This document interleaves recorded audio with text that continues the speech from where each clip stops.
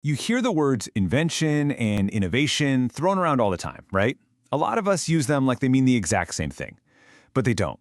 And, getting the difference isn't just about winning a trivia night. It's about understanding how our world actually moves forward. So let's get into it. So let's just ask it straight up. Are invention and innovation the same thing?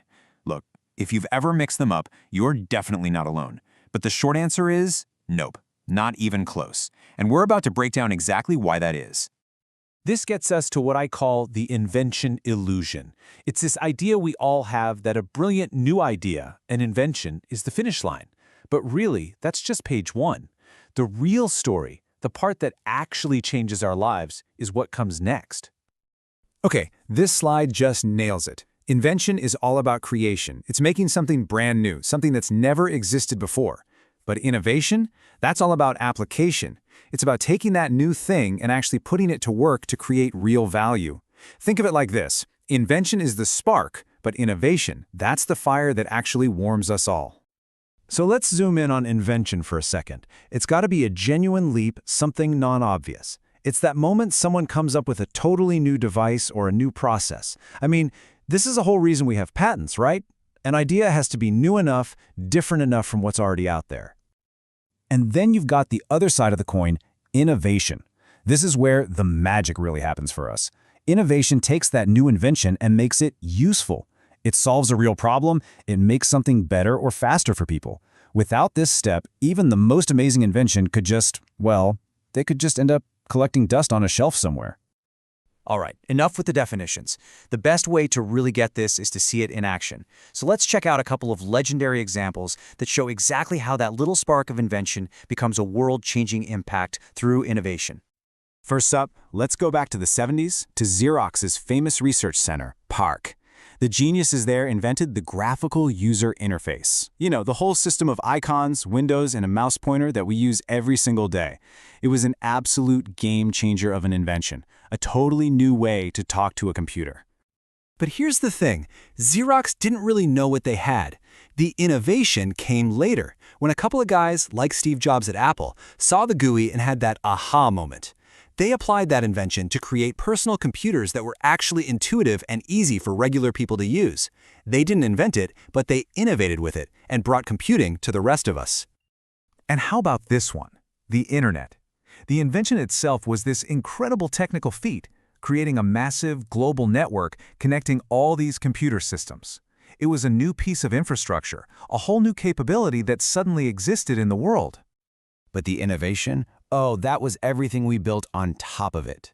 It's online shopping, it's social media, it's being able to access all of human knowledge from your phone. The innovation wasn't the network itself, it was how we used it, how we applied it to completely transform, well, pretty much everything. So now that we get the difference, the big question is, where does innovation even come from? Is it just a lightning strike of pure luck? Not really. Turns out there's actually a structured way you can look for it. Let's walk through a framework for doing just that. The legendary management guru Peter Drucker, he actually identified 7 different sources for innovative opportunities. Think of them as 7 windows you can peek through to spot a chance to make something better. We're not going to cover all 7 today, but we are going to focus on a few of the most interesting ones. Drucker lays out a few different paths here. You can look for the unexpected. You can look for an incongruity, a gap between what is and what should be, or a clear process need.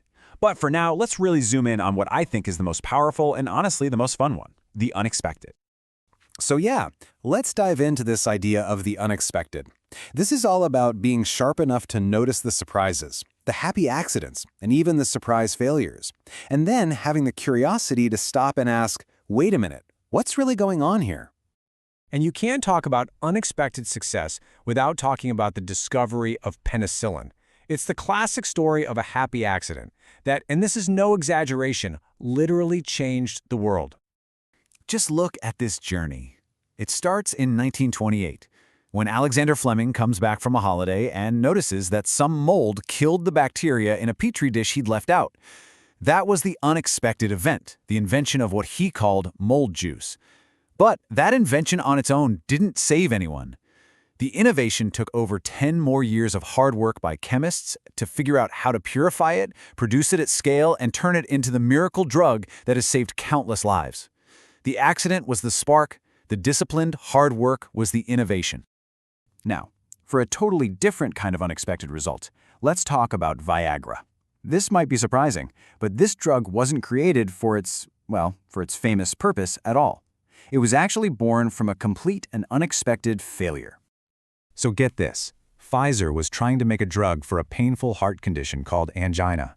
And in the clinical trials, the drug just didn't work for that. It was a failure. But this is the crucial part. They paid attention when trial participants started reporting a very consistent, very unexpected side effect. Instead of just throwing the whole project away, they pivoted. The real innovation wasn't just creating the drug, it was in recognizing its unexpected value and marketing it for a totally different problem. When you look at all these stories, you start to see a pattern. Innovation isn't some magical bolt of lightning that only hits a few chosen geniuses. It's really a discipline. It's a way of looking at the world, of paying really close attention to what's going on around you. This quote really gets to the heart of it. It's not about waiting around for some brilliant idea to just pop into your head. It's about systematically looking for opportunities, for that unexpected success, that surprising failure, or that process that drives everyone crazy. And this is why the distinction matters so much, because it means anyone, you, me, anyone in any job, can learn to spot these chances to drive real change.